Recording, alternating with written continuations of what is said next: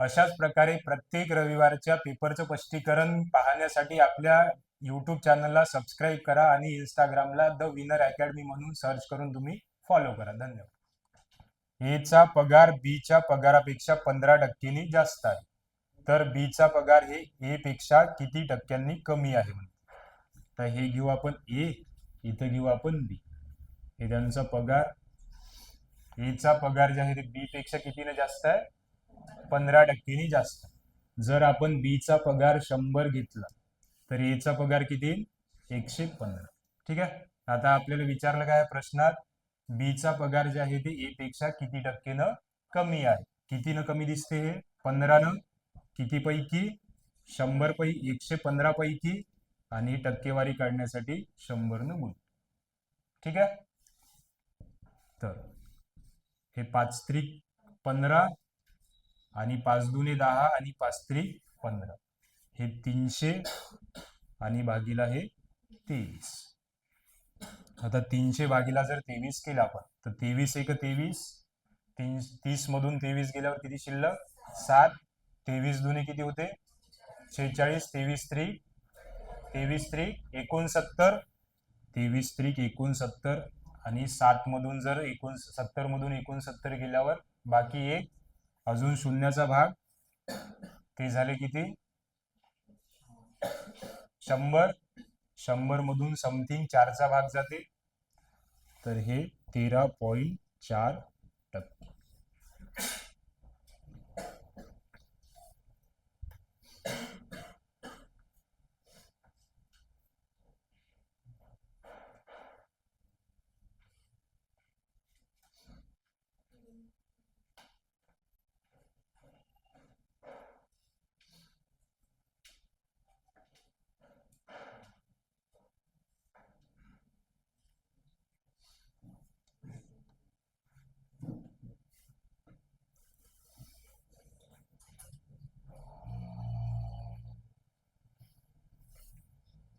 झालं. नेक्स्ट पुढचा प्रश्न आहे 16 नंबर.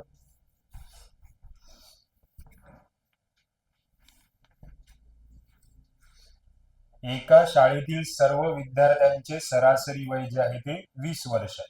सरासरी वय किती आहे, 20 वर्ष. एकूण वय किती असं, 20 यक्स घेऊ आपण. सरासरी जर 20 असन आणि एकूण विद्यार्थी यक्स घेतले तर एकूण वय किती, 20. त्याच्यापैकी आता 24 मुलांचे सरासरी वय जे आहे ते 17 वर्ष आहे. तर एकूण वय किती असन 24 मुलांचं, 24 गुणिला 17 काढून घेऊ आपण. 7 चूक 28, 8. ह्याच्याला 2, 4 एक 4, 4 आणि 2 6, आणि 7 दुने 14. 14 आणि 6 किती होते, 20. 20चे 0, ह्याच्याला 2, नंतर बे एक बे, बे आणि 2 4. म्हणजेच त्या 24 मुलांचं वय किती असेल एकूण वय, 408. त्याच्यानंतर काय म्हणते अजून, उरलेल्या मुलांचे सरासरी वय 22 वर्ष आहे. आता उरलेल्या मुलांचं जर आपण, हे एकूण वय, एकूण मुलं आहे, एकूण मुलांचं जर पूर्ण वय आपण 20 यक्स घेतलं, त्याच्यापैकी जे आहे ते 24 मुलांचं एकूण वय आहे 408 अधिक. आता शिल्लक मुलं जर असेल तर यक्स, आणि त्याच्यातून 24 मुलं गेले, यक्स मधून 24 मुलं जर गेले तर हे 24 पूर्णमधून जे पूर्ण मुलं होते त्याच्यातून 24 मायनस केली, आणि त्यांचं सरासरी वय किती आहे, किती वय आहे म्हणते त्यांचं सरासरी, 22 वर्ष. हे पूर्ण मुलं, पूर्ण मुलांची एकूण वय, त्याच्यापैकी हे 24 मुलं, 24 मुलांचं एकूण वय, आणि हे 24 पूर्ण मुलामधून 24 मुलं मायनस केली तर त्यांचं सरासरी वय जर गुणाकार केला तर हे शिल्लक राहिलेल्या मुलांचं वय. तर हे 20 यक्स बरोबर हे 408 प्लस हे झाले 22 यक्स वजा 22 गुणिला 24 करा लागल. 4 दुने 8, 4 दुने 8, 2 दुने 4, 8 आणि 4 12, 12शी 2, हातच्याला 1, 2 दुने 4 आणि 1 5. हे झाले 528. आता हे 20 यक्स जे आहे ते तिकडे नेऊ. हे 20 यक्स जसं ज्या तसं. आता 408 मधून जर 528 मायनस केले आपण, ठीक आहे, 8 मधून 8 गेले 0, आणि हे 52 मधून जर 40 गेले तर 12 मायनस 120 अधिक हे 22x. तर 120 इकडे आणू तर हे प्लस 120, आणि 22x मधून 20x गेल्यावर 2x. तर 120 भागीला 2 जर केले तर x ची किंमत भेटते, तर x बरोबर किती आलं? 60. आता आपल्याला विचारलं काय आहे, तर वर्गात एकूण मुलं किती? एकूण मुलं आपल्याला x घेतलं होतं, तर एकूण मुलं किती आहे? 60 आहे. म्हणून एकूण मुलं 60 आहे.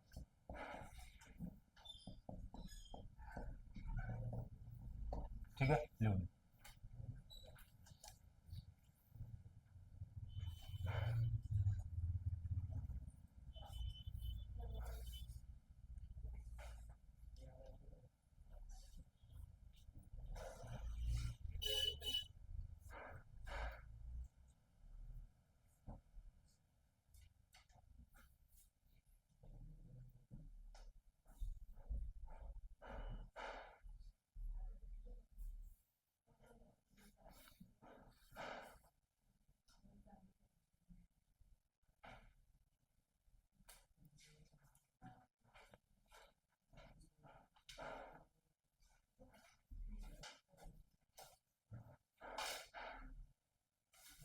झालं?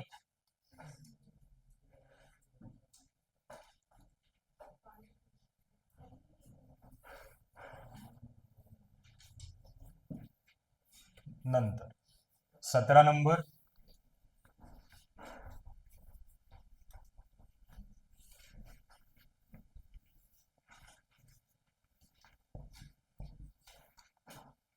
खालील पर्यायांमध्ये मुद्दल व दरांच्या जोड्या दिल्या आहेत, तर कोणत्या जोडीचे एका वर्षाचे व्याज 3200 रुपये होणार नाही? आता पहिलं ऑप्शन आहे 80,000 चे 4%.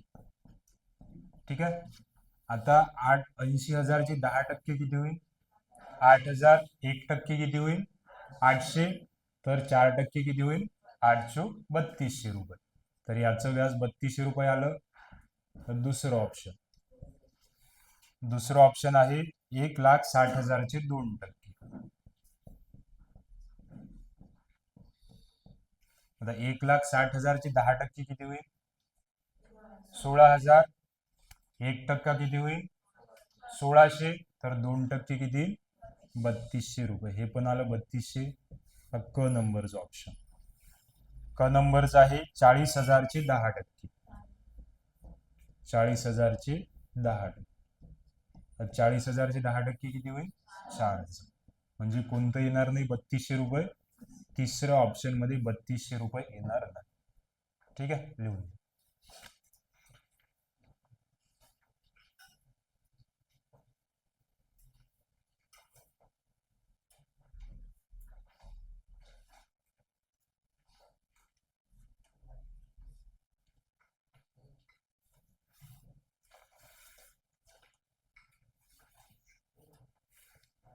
झालं?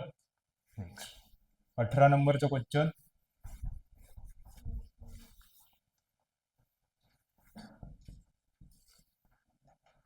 पितळ या संमिश्रामध्ये तांबे व जस्त यांचे प्रमाण 13:7 आहे म्हणते. हे तांबे आणि हे जस्त यांचं प्रमाण किती आहे? 13:7. एकूण जर ह्या दोन्ही रेशोची बेरीज केली किती येते? 20. आणि असते तर 700 ग्रॅम वजनाच्या पितळ्याच्या भांड्यात जस्ताचे प्रमाण किती? आता जस्ताचं प्रमाण 7 वर आहे, टोटल आहे 20. 20 म्हणजे आपण 700 ग्रॅम घेऊ शकतो का? 20 म्हणजे 700 ग्रॅम. तर आपल्याला जस्ताचं प्रमाण विचारलंय, जस्त कितीवर आहे? 7 वर. तर 7 बरोबर किती? ठीक आहे, तर तिरपा गुणाकार करू आपण. 700 गुणिला 7 भागीला हे 20. तर हा शून्य कॅन्सल. 70 भागीला 2 केल्यावर 35, म्हणजे हे 35 गुणिला हे 7. आता 7 35 5, हातच्याला 3, 7 21 आणि 3 किती होते? 24. म्हणजे त्याच्यामध्ये जस्ताचं प्रमाण किती ग्रॅम असेल? 245 ग्रॅम असेल.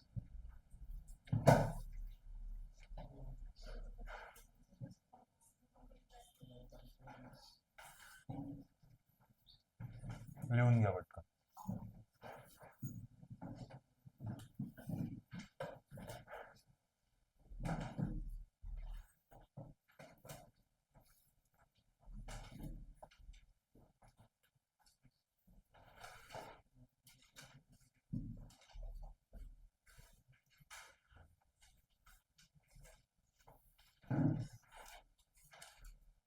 झालं.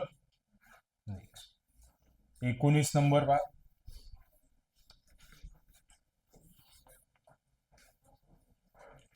3x आणि ix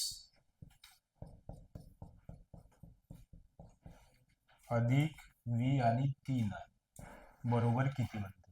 तर 3x म्हणजे किती होईल 30 आणि ix म्हणजे 9 हे होते 39 अधिक हे किती होते 8. 39 अधिक 8 केल्यावर किती येते 47 म्हणजे काय आन्सर असेल 47.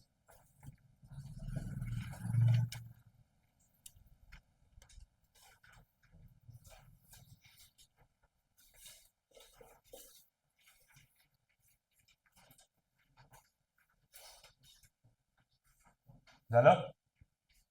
Next 20 number.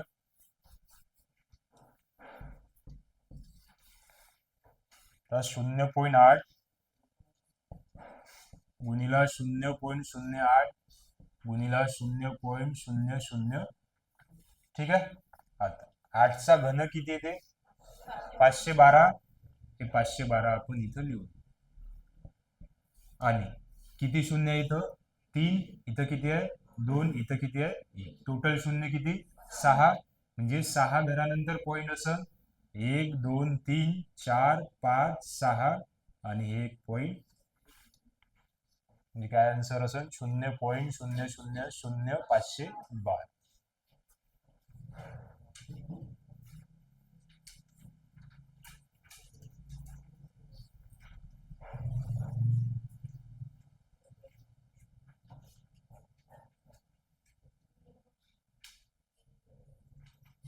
नेक्स्ट पुढचा प्रश्न 21 नंबर. 13चा वर्ग अधिक 14चा वर्ग अधिक 15चा वर्ग बरोबर किती. 13चा वर्ग किती येते 169. 14चा वर्ग 196 आणि 15चा 225. 9 आणि 6 किती होते 15 आणि 5 20 हातच्याला किती 2. 2 आणि 2 4 आणि 9 4 आणि 9 13 आणि 6 13 आणि 6 1909. हातच्याला किती 1. 1 आणि 2 3 3 आणि 1 4 आणि 1 किती बेरीज 509.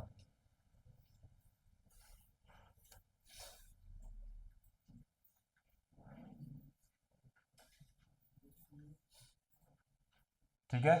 Next 22 number. 74,088 चे घनमूळ किती म्हणते. तर घनमुळामध्ये 74,088 घेऊ आपण. आता घनमूळ घेताना 3 संख्यांचे घर. हे 3 अंक सुरुवातीचे घेतले हे 2 अंक शेवटचे घेतले. आता 8 कोणत्या संख्येच्या घनाच्या समोर येते 2चा घन 8 जे शेवटी काही मग एकक स्थानी 8. आता हे 74 जे आहे ते कोणत्या संख्याच्या घनाच्या जवळपास कोणत्या घनाच्या जवळपास 64. कितीचा घन इथे 64 4. म्हणजे हे कोणत्या संख्येचा घन असेल 42चा घन आहे.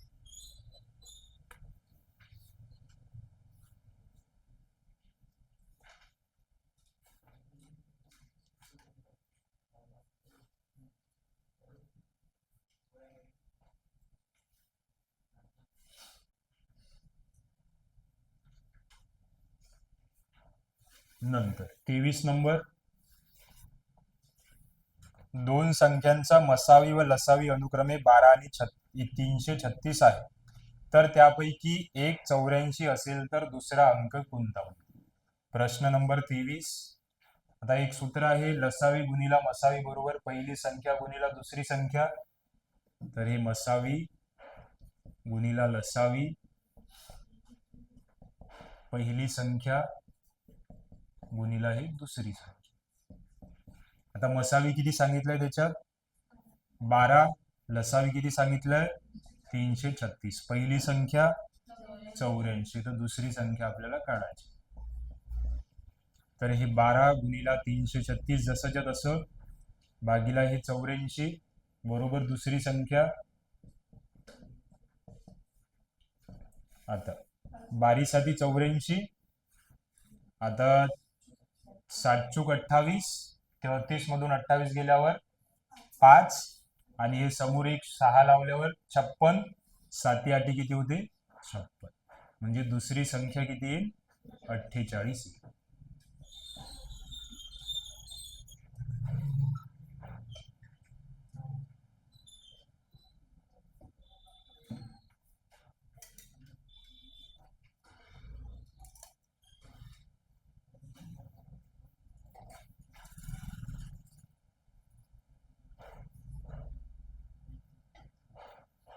झालं.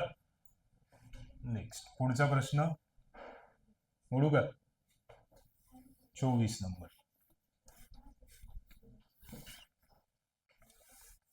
एका संख्येला 35, 56 आणि 91 ने भागले असता बाकी नेहमी 7 राहते, तर अशी लघुत्तम संख्या काढा म्हणते. प्रश्न नंबर 24. कोणकोणत्या संख्येने भागितल्यावर 35, नंतर 56 आणि 91. आता या तिन्ही संख्येमधून कोणती संख्या कॉमन निघते पहा बरं. कोणती संख्या कॉमन निघते 7 5 35, 7 8 56, 13 7 91, म्हणजे 7 कॉमन निघाले. तर इथं किती शिल्लक राहते 5, इथं 7 8 56 आणि इथं 13. आता तिन्ही संख्येमधून काही कॉमन निघते का नाही, मग तिन्ही संख्याचा काय करायचा गुणाकार. 5 गुणिला 8 गुणिला 13, 5 7 35 आणि 13 8 8 त्रिक 24 4, हातच्याला 1, 8 1 8 आणि 1 9 आणि 1 10, 13 8 104 होते. तर 35 गुणिला जर 104 केले आपण, 35 ला जर 100 न गुणलं तर हे 3500 येते, आणि 4 न जर गुणलं 35 दुने 70, 70 च्या डबल 140, याच्यामध्ये जर 140 आपण प्लस केली तर हे 35 3640, आणि नेहमीच किती बाकी राहते म्हणते 7, म्हणजे त्याच्यामध्ये 7 आपण प्लस करू, म्हणजे ती संख्या किती असेल 3647. ठीक आहे, लिहून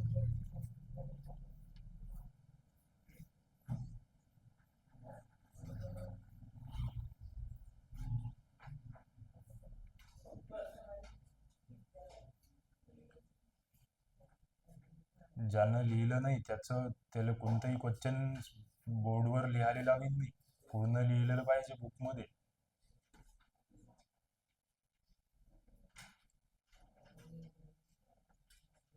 तुम्ही सोडून.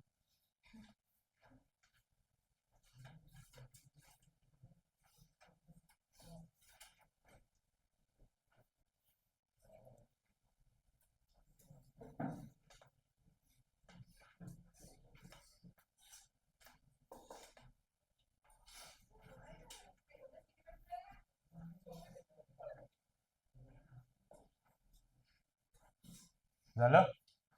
नंतर प्रश्न नंबर 25.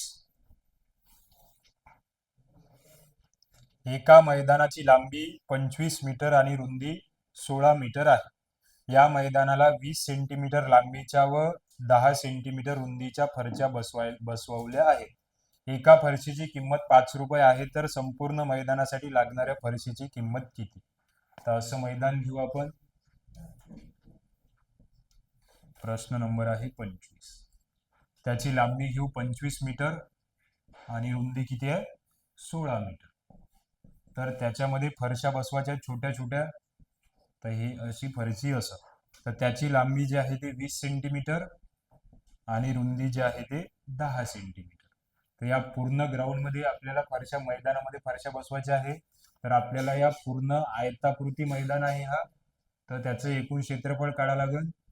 तर आयताचे क्षेत्रफळ बरोबर किती, आयताचे क्षेत्रफळ लांबी गुणिला रुंदी, लांबी किती आहे 25, रुंदी किती आहे किती 16. तर हे मीटर मध्ये दिलाय म्हणून त्याला आपण सेंटीमीटर मध्ये जर कन्वर्ट करायचं असेल तर 100 न गुणावं लागते. म्हणजे हे 2500 सेंटीमीटर आणि रुंदी किती आहे 1600 सेंटीमीटर. हे जसंच्या तसं ठेवू. आता फरशीचं क्षेत्रफळ काढू. फरशीचे क्षेत्रफळ, लांबी आहे 20 आणि रुंदी आहे 10 सेंटीमीटर. म्हणजे फरशीचं क्षेत्रफळ किती 200 सेंटीमीटर. आता या क्षेत्रफळाला जर या क्षेत्रफळानं भागितलं तर आपल्याला एकूण फरशी भेटल.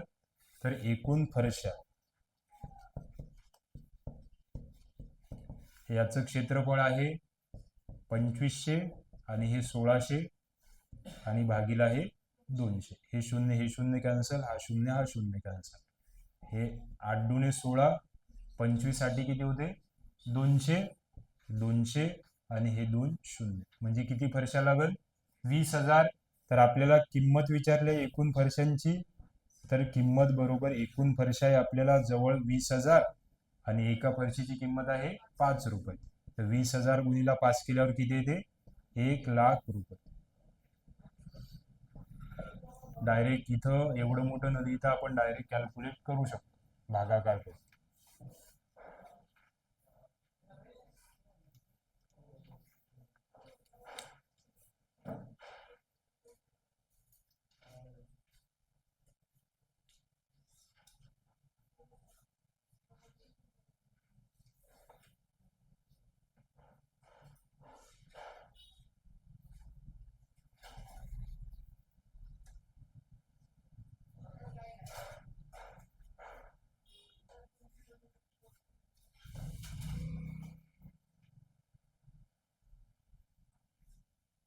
झालं. नेक्स्ट पुढचा प्रश्न 26 नंबर.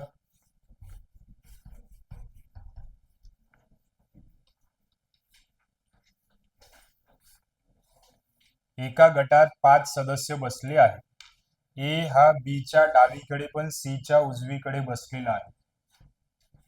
ए जो आहे तो कोणाच्या डावीकडे बी च्या डावीकडे, म्हणजे बी इकडे बी ची डावी बाजू, पण सी च्या उजवीकडे म्हणजे सी इकडे. ठीक आहे. नंतर डी हा ई च्या डावीकडे पण बी च्या उजवीकडे बसलेला आहे. बी च्या उजवीकडे डी बसलेला आहे पण डी हा ई च्या डावीकडे बसलेला आहे. म्हणजे अशा पद्धतीने बसले असेल सर्व. तर आता मध्यभागी कोण बसलेला आहे म्हणजे मध्यभागी कोण आहे बी. मध्यभागी बी आहे.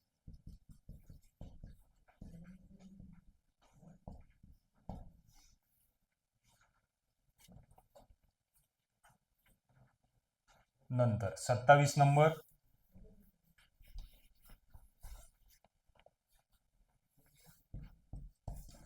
एका सांकेतिक भाषेत कूड हा शब्द BNTKC असं लिहिला आहे.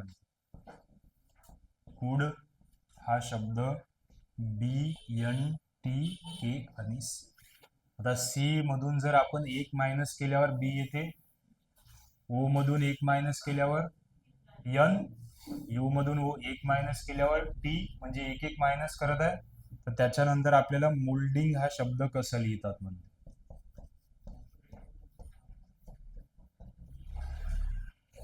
यमच्या आधीचं अक्षर कोणतं येते यन, यल.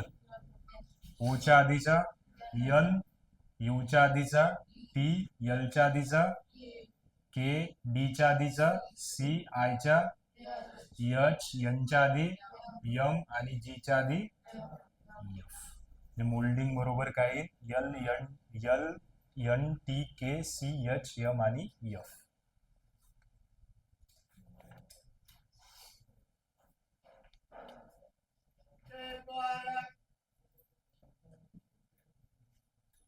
नंतर प्रश्न नंबर 28.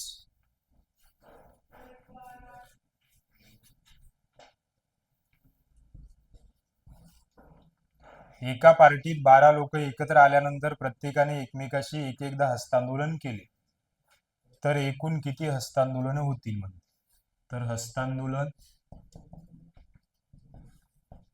किती लोक आहे 12, त्याच्या आधीची संख्या घ्यायची 11 आणि त्याला कितीने भागायचं 2. तर हे साइन 2 12 आणि 6 गुणिले 11 केल्यावर किती येते 66. एकूण किती हस्तांदोलन होते 66. ठीक आहे. नेक्स्ट पुढचा प्रश्न 29. ससे व मोर मिळून 18 आहे.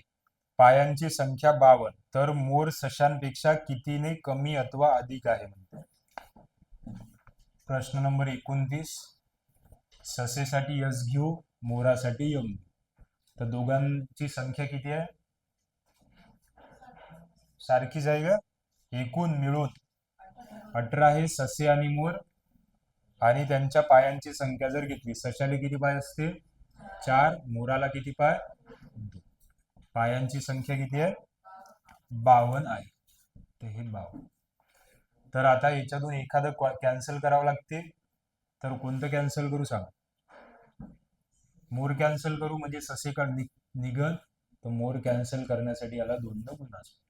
हे झाले 2 ससे अधिक 2 मोर आणि 18 दुने 36. हे मायनस हे मायनस हे मायनस. तर 2 मोर कॅन्सल. 4 ससे मधून 2 ससे गेल्यावर 2 ससे आणि 52 मधून 36 जर मायनस केले, 12तून 6 गेल्यावर 6, 4तून 1 3 गेल्यावर, तर ससे किती येईल 8, मोर. तर ससे आणि मोरांची संख्या आहे 18. तर ससे आहे 8, तर मोर किती येईल 10. आता प्रश्न काय म्हटलाय, मोरांची संख्या सशांच्या संख्येपेक्षा कितीनं अधिक किंवा कमी आहे. तर 2 न अधिक दिसते, 2 ने जास्त आहे.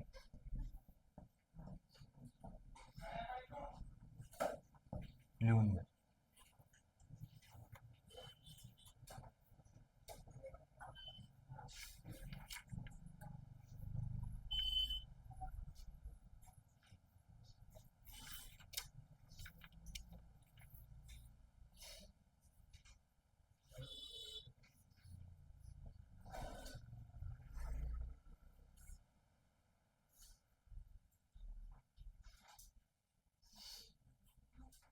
झालं. नेक्स्ट पुढचा नंबर 30 नंबर.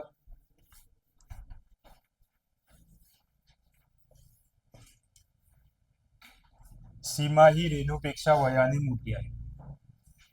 ही सीमा घेऊ आपण. सीमा ही रेणूपेक्षा मोठी आहे. नंतर ही गीता ही रेणूपेक्षा वयाने लहान. रेणूपेक्षा लहान कोण आहे गीता. त्याच्यानंतर प्रिया ही सीमापेक्षा मोठी आहे.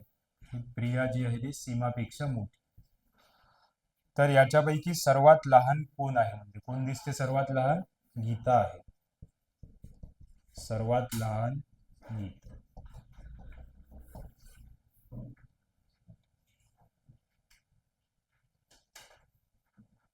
मोडू. 31 नंबर.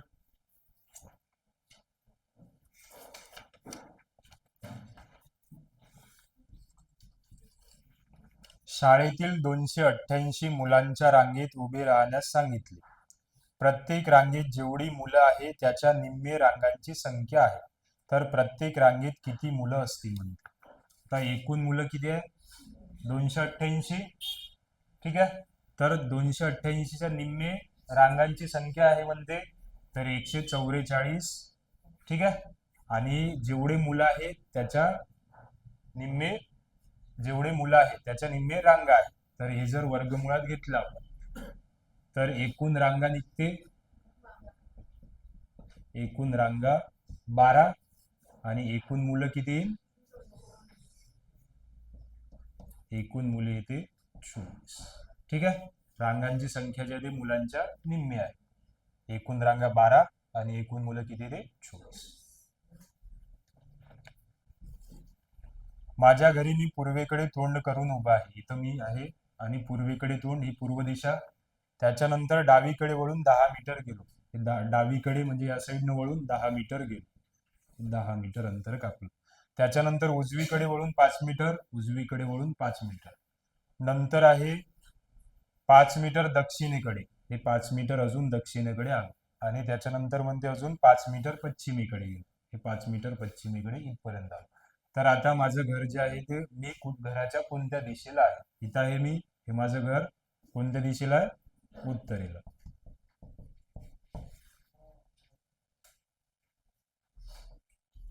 ठीक आहे. Next 33 number. 12:15 वाजता व 6:15 वाजता घड्याळाचा मिनिट काटा व तास काटा यांच्यात होणाऱ्या कोनातील फरक किती अंशाचा असेल? तर 12:15 म्हणजेच 12:15 आणि 6:15 म्हणजे 6:15. तर इथं आपण कोण मोजू? तर कोण theta equal to 11/2 m minus 30h होते.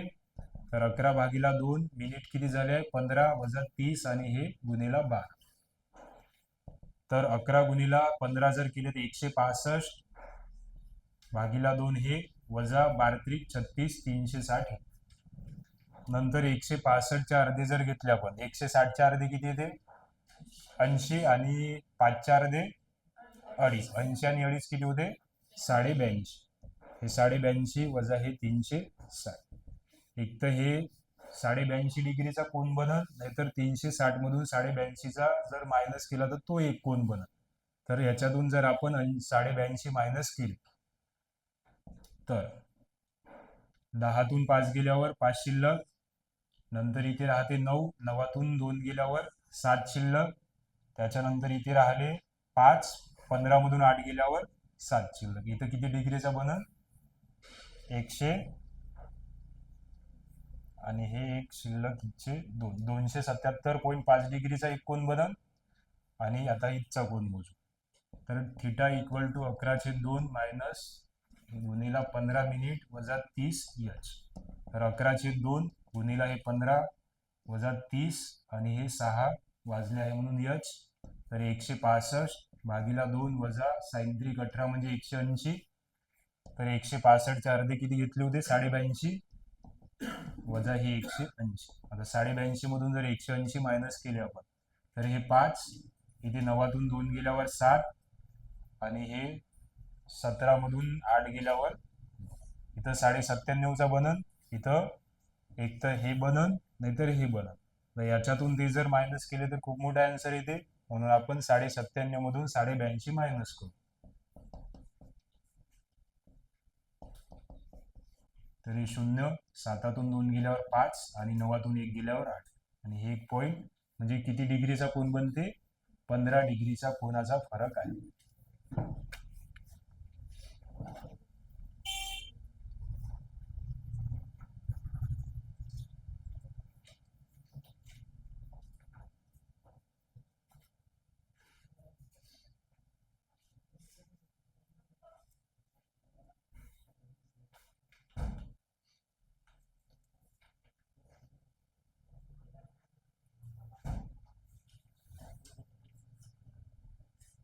झालं?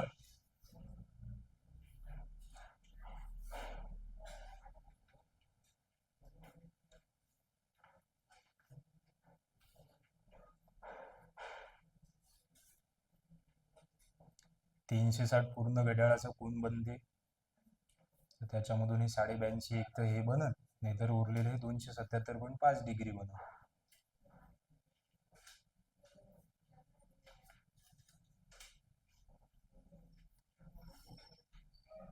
नंतर 34 नंबर.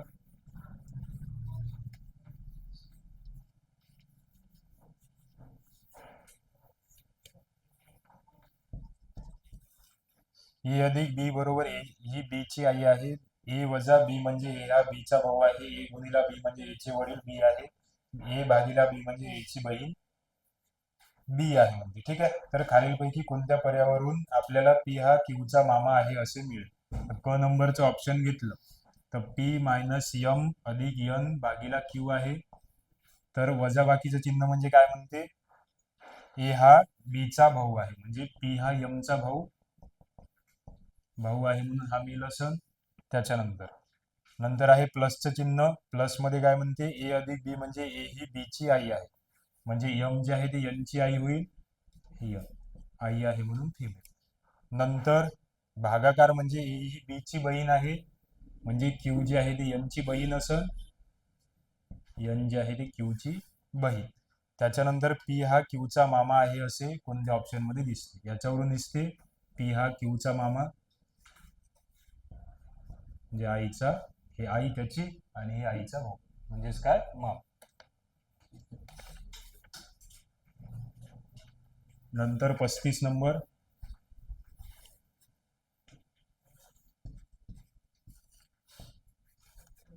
3D आणि 5, 6G आणि 8, त्याच्यानंतर 9G आणि 11. तर याचा संबंध कशाशी आहे म्हणते. तर हे 3 आणि 5 मध्ये 4 येते, 4च्या जागेवर D. सेम तसंच 7G आणि हे 10 नंबरवर G असते. तर आता जर पहिलं ऑप्शन पाहिलं आपण, 13 आणि 16 मध्ये काही हे दिसते, 13 आणि 16, याच्यामध्ये इथं किती असायला पाहिजे होतं, 15, आणि मधात 14 नंबर असायला पाहिजे होतं. पहिलं ऑप्शन येणार नाही. दुसरं आहे 16 आणि 19, इथं 16 आणि इथं 18 असायला पाहिजे होते, पण आहे 19. तिसरं ऑप्शन 20 आणि 23, इथं 22 असायला पाहिजे, पण आहे किती, 23. तर आलं कोणतं, चौथं ऑप्शन, 12 आणि 14. आणि 13 नंबरवर कोणतं अक्षर असते, यम, म्हणजे 12 यम आणि 14. त्याच्यानंतर 36 नंबर,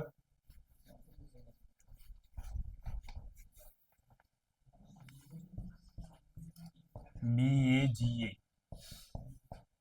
म्हणजे 1060. तर TADA म्हणजे काय.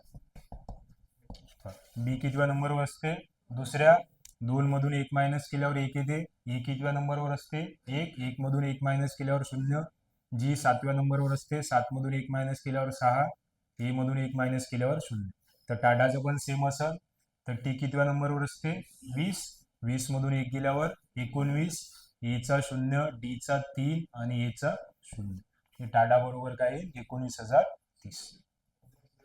नंतर 37 नंबर, SMTW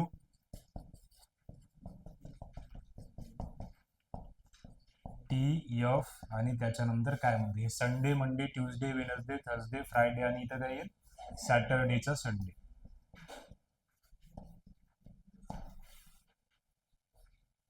नेक्स्ट 38 नंबर, जर कार्बन डायऑक्साईडला ऑक्सिजन म्हटले, ऑक्सिजनला नायट्रोजन, नायट्रोजनला ऑर्गन, ऑर्गनला निऑन म्हटले, तर सांकेतिक भाषेनुसार हवेमध्ये सर्वात जास्त प्रमाण कशाचे असते. हवे सर्वात जास्त प्रमाण कशाचे असते, नायट्रोजन, आणि नायट्रोजनला काय म्हटलंय, ऑर्गन, म्हणजे काय उत्तर येईल, ऑर्गन उत्तर येईल. नंतर आहे 39 नंबर, सर्व वाडगे चमचे आहेत. हे वाडगे घेऊ, सर्व वाडगे हे चमचे, हे चमचे. त्याच्यानंतर एकही ताट चमचा नाही, एकही ताट जे आहे चमचा नाही. त्याच्यानंतर म्हणते सर्व काटे ताटा आहे, हे सर्व काटे याच्यात घेऊ आपण. आता पहिलं पर्याय बा, एकही वाडगा काटा नाही. एकही वाडगा काटा दिसते का, पहिलं वाक्य बरोबर. दुसरं, एकही चमचा काटा नाही, हे चमचा आणि काटाचा काही संबंध दिसते का, म्हणून हे पण बरोबर. तिसरं पहा, एकही वाडगा ताट नाही, हे वाडगा आणि ताटाचा काही संबंध, म्हणून तिसरे वाक्य बरोबर. म्हणजे सर्व तर्कसंगत योग्य आहे. नंतर 40 नंबर,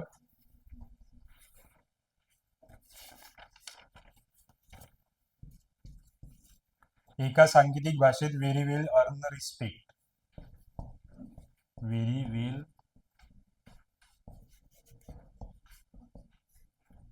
रिस्पेक्ट, याच्यासाठी काय वापरलाय म्हणते, फो, मी, ला आणि यू. त्याच्यानंतर दुसरं वाक्य आहे, रिस्पेक्ट इज ऑलवेज अर्न, याच्यासाठी काय म्हटलंय, DGUMI आणि BM. त्याच्यानंतर तिसरं आहे, वेल बिईंग इज इसेन्शियल.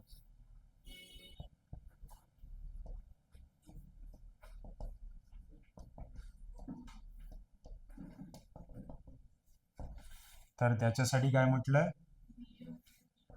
BMHRLAXF. त्याच्यानंतर अजून आहे, अर्न मनी बिईंग बेस्ट.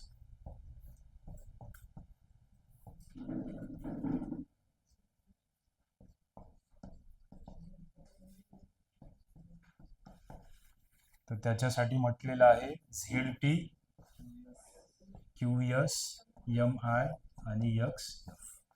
तर ह्याच्यामध्ये ऑलवेज विल रिस्पेक्ट याच्यासाठी काय लिहिलं जाईल? Always will respect. आता ऑलवेज कुठं कुठं दिसते पहा बरं, ह्याच्यात आणि एकच आहे ऑलवेज नंतर. त्याच्यानंतर आहे वेल. वेल हा शब्द कोणत्या ह्याच्यात दिसते? याच्यात आणि याच्यात. त्याच्यावरून ह्याच्या जे सांकेतिक भाषा आहे त्याच्यामध्ये सेम कोणतं दिसते? L A.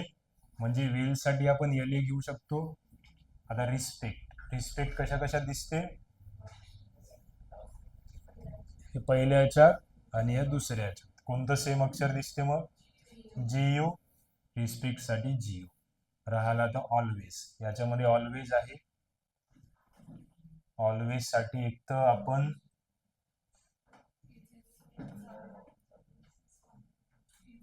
इज कॉमन आहे. हे इज कॉमन याच्यात आणि याच्यात. तर इज साठी काय येईल? इज साठी बीएम. तर राहिलं कोणतं? डी. असं कोणतं ऑप्शन दिसते? 4 नंबर जीयू एल ए आणि डी.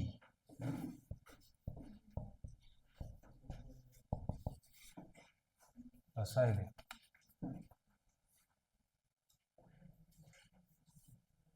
पुढू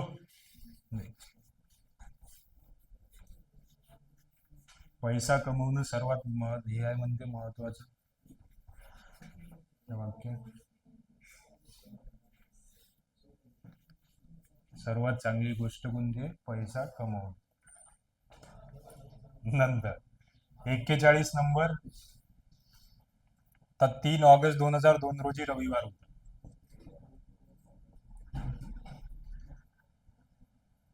तर 15 ऑगस्ट 2002 ला कोणता वार असन? किती वाढले याच्यात? 12. 12 भागीला 7 जर केले शिल्लक किती राहते? 5. तर रविवार मध्ये जर 5 प्लस केले तर कोणता वार येते? शुक्रवार. आता 2015 ऑगस्ट 2014 ला कोणता वार असन असं विचारलाय. तर शुक्रवार मध्ये हे किती वर्ष होते? 2002 पासून 2014 पर्यंत 12 वर्ष. म्हणजे याच्यात 12 हे आणि 2004 एक लीप वर्ष, 2008 एक लीप वर्ष आणि 2012 एक लीप वर्ष, म्हणून याचे किती?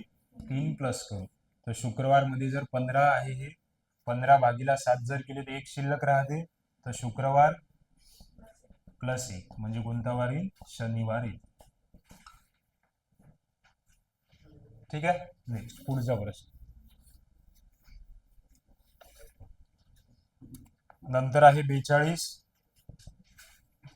17, 25, 33, 41 आणि 49. याच्यामध्ये 8चा फरक. याच्यामध्ये 8, याच्यामध्ये 8चा, याच्यामध्ये 8चा. तर 49 मध्ये जर 8 प्लस केले तर किती येते? 57. काय येईल मग तिथं? 57 येईल. पुढचा प्रश्न 43 number. AG CH FE JA आणि त्याच्यानंतर काय म्हणते? आता ए मध्ये जर आपण 2 प्लस केले सी येते. सी मध्ये जर आपण 3 प्लस केले तर एफ येते. एफ मध्ये 4 प्लस केल्यावर जे आणि जे त्याच्यानंतर इथं काय प्लस करायला लागेल? 5. जे नंतर 5वं अक्षर कोणतं येते? हो. आता इथं जे मधून किती मायनस केल्यावर? 2 मायनस केल्यावर एच येते. एच मधून 3 मायनस केल्यावर ई मधून 4 मायनस केल्यावर ए आणि ए मधून किती मायनस करायला लागेल? 5. ए मधून जर 5 मायनस केले आपण झेड वाय डब्ल्यू यू आणि व्ही आणि यू किती मायनस करायचं आहे? 5. एक्स राहिलं 1 2 3 4 आणि 5. जे काय येईल? ओ आणि ठीक आहे. नेक्स्ट पुढचा प्रश्न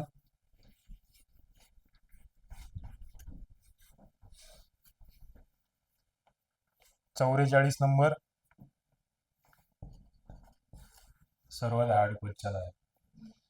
इंग्रजी वर्णमालेच्या व्यंजनाच्या प्रतिमा आरशात पाहिल्या असता त्याच्या मूळ अक्षराप्रमाणे न दिसणाऱ्या प्रतिमांची संख्या किती होती? आता आपल्याला व्यंजन म्हटलंय, इंग्रजीमध्ये किती अक्षर असते? 26.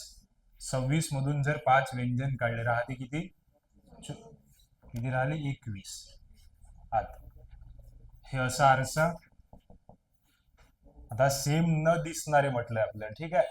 पहिलं ए नंतर कोणतं येते? बी. बी जर आपण असं काढलं तर उलट होताना हे असं होईल आरशामध्ये, तर हे एक.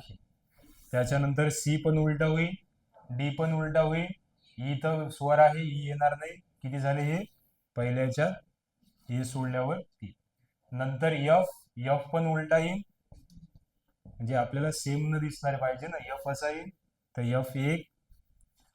म्हणजे कोणते कोणते इन म्हणजे सेम इन ते आपण काढून घेऊ, म्हणजे त्याच्यातून मायनस करून आपल्याला निघेल. तर झालं यफ. त्याच्यानंतर जी पण उलटा येईल, यच पण. यच, हा यच सेम तसाच दिसन यच, म्हणजे हा यच यच. नंतर आय तर येणार नाही, स्वर आहे. जे पण येणार नाही, हे जे असा बनन ना. जे. के पण उलटा बनन, के नंतर यल. यल पण उलटा बनन. त्याच्यानंतर राहिला यम. यम सेम बनन, म्हणजे हा यम. यन पण उलटा बनते, ओ तर स्वर आहे. पी पण उलटा बनन असा. क्यू. क्यू पण उलटा बनन. आर पण उलटा बनन. तर यस पण उलटा बनन. तर राहिला टी. यस पण उलटा बनते असं. मग राहिला कोणता? एक टी. टी सेम बनन, एक राहिला टी. नंतर यू स्वर आहे. व्ही. व्ही सेम बनन का? व्ही. त्याच्यानंतर आहे डब्ल्यू. डब्ल्यू पण सेम बनन. त्याच्यानंतर यक्स. यक्स पण सेम बनन. वाय पण सेम बनन. यक्स आणि हे वाय. किती झाले? 1 2 3 4 5 6 7. ते 21 मधून जर 7 मायनस केले आपण तर किती राहते? 14 जे आहे ते सारखे दिसत नाही. तिथं म्हटलंय ना व्यंजन.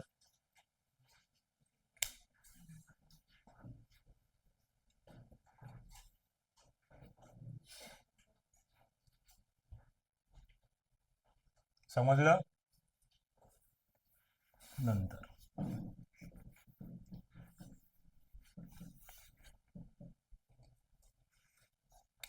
45 पण सेम आहे, तर 46 नंबर.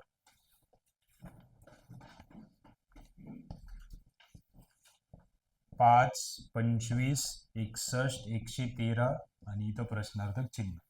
आता इथं कितीचा फरक दिसते? 20चा. इथं 36चा. इथं 52चा. ठीक आहे. आता इथं कितीचा फरक दिसते? 16चा. इथं 16चा. इथं पण 16चा घ्यावा लागेल. 52 अधिक 16 गेले तर 68 येते, म्हणजे 113 मध्ये 68 प्लस करू आपण.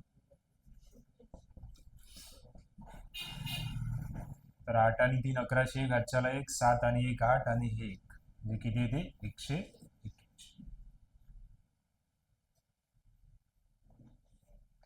नंतर 47.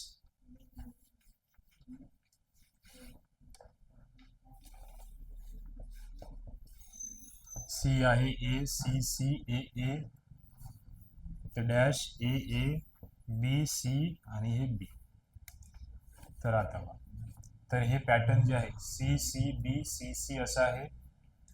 नंतर ए ए बी ए ए आणि हे बी बी सी बी बी असा पॅटर्न येते. तर इथं सी ए आहे. सी हे एक पॅटर्न बनला.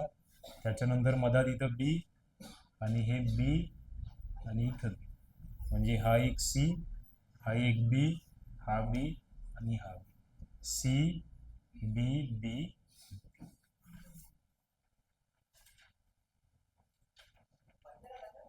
नंतर 48.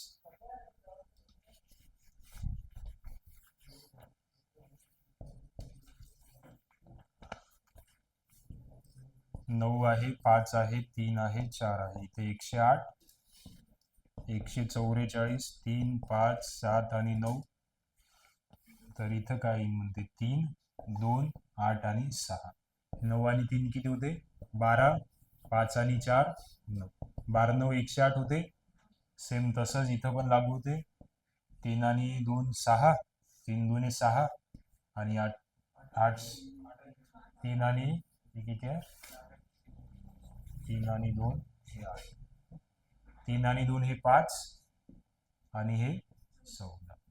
14 पंच किती येते 70. म्हणजे इथे किती 70 आहे.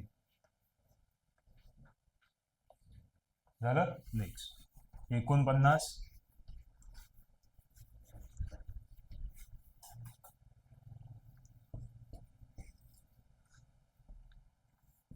अशी आकृती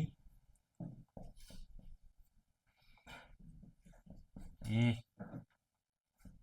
बी सी डी ई इथं एफ आणि इथं जी. तर हे जी जे आहे ते सी आणि ई सोबत जोडलेलं आहे.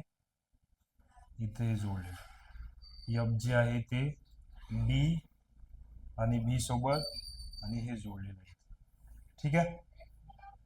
आता तर आणखीन किती रेषाखंड काढता येतील.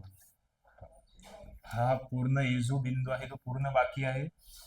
ए आणि बी चा एक रेषाखंड, ए आणि सी चा, ए आणि डी चा, ए आणि ई चा, ए आणि एफ, ए आणि जी चा. म्हणजे ए सोबत किती रेषाखंड काढता येईल 1 2 3 4 5 आणि 6. त्याच्यानंतर घेऊ आपण बी. बी चा सी सोबत एक, डी सोबत काढलेला आहे ते येणार नाही. त्याच्यानंतर ई सोबत एक, सी आणि ई. त्याच्यानंतर एफ सोबत काढलेला आहे, जी सोबत राहणार. म्हणजे हे आणि बी सोबत किती काढता येईल 3 रेषाखंड. त्याच्यानंतर आपण सी घेऊ. सी ने याच्या 2 सोबत काढला आहे. त्याच्यानंतर डी सोबत एक काढेन, ई सोबत काढलेला आहे. त्याच्यानंतर एफ सोबत एक, डी आणि एक हे याच्यासोबत काढलेलं आहे. राहिले किती म्हणजे सी सोबत डी आणि हे एफ, सी सोबत 2. त्याच्यानंतर डी आहे, डी न या तिन्ही सोबत काढला. आता राहिला कोणता ई आणि डी, हे काढला आहे, हे राहिला आहे. म्हणजे ई सोबत एक आणि जी सोबत एक. म्हणजे डी सोबत किती काढ 2. त्याच्यानंतर आहे हा ई.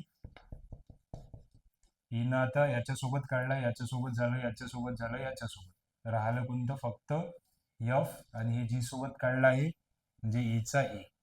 त्याच्यानंतर राहिला आहे एफ. एफ ना आता याच्या सर्वासोबत काढला, राहिला फक्त जी सोबत. तर एफचा एक आणि आता जी न सर्वांसोबत काढला. एकूण रेषाखंड 6 आणि 3 किती होते 9 आणि 2 11 आणि 2 13 आणि 1 14 आणि 1 15. म्हणजे एकूण किती रेषाखंड काढता येईल 15 रेषाखंड काढता येईल.